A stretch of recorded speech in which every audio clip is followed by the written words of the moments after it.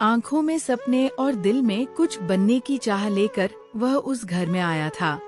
पर किसे पता था कि उसकी जिंदगी वहाँ बदल जाएगी।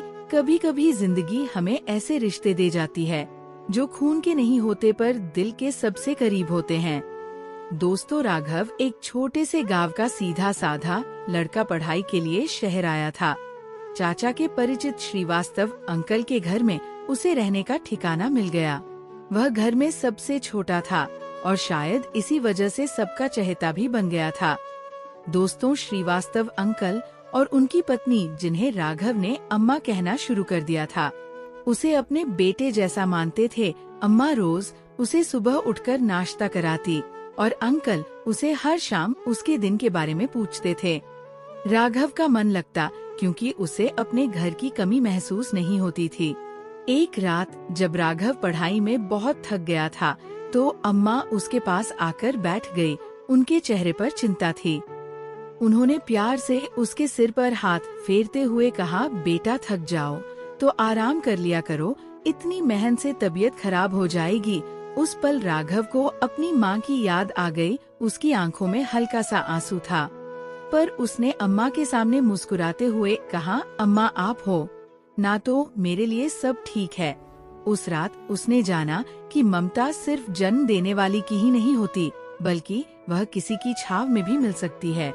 दोस्तों, धीरे धीरे राघव उस घर का हिस्सा बनता चला गया। श्रीवास्तव अंकल जब कभी बाजार जाते तो उसके लिए उसकी पसंदीदा किताबें और स्टेशनरी लेकर आते। अम्मा रोज उसकी पसंद का खाना बनाने की कोशिश करती और रात में वह अपनी दिन भर की बातों को अम्मा अंकल से साझा करता। दोस्तों, उनके बीच कोई रिश्ता नहीं था, फिर भी जो अपनापन था वह अनमोल था। एक दिन राघव की तबीयत खराब हो गई। अम्मा ने उसकी देखभाल में कोई कमी नहीं रखी, जैसे एक माँ अपने बच्चे के लिए करती है।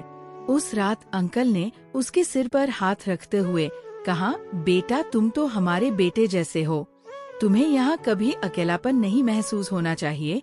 राघव का दिल भर आया और उसने सोचा कि उसे यहाँ घर से दूर एक नया परिवार मिल गया है। कभी कभी अनजान लोग हमारे अपने से भी बढ़कर बन जाते हैं, जिन्हें हम अपना कहने से पहले ही वह हमारे बन जाते हैं। दोस्तों, राघव ने उसी घर में रहकर अपनी पढ़ाई पूरी की और हर मुश्किल घड़ी में अम्मा अंकल उसके साथ थे। वह घर छोड़ने का समय जब आया तो उसका मन बहुत उदास था, पर उसने वादा किया कि वह हमेशा उनके संपर्क में रहेगा। राघव धीरे धीरे श्रीवास्तव परिवार का हिस्सा बन चुका था। अम्मा उसे बेटे की तरह मानती थी और अंकल हर शाम उसकी पढ़ाई और दिन भर की बातें सुनते थे। राघव का अकेलापन अब कहीं खो गया था, जैसे उसे अपने घर का एक हिस्सा मिल गया हो।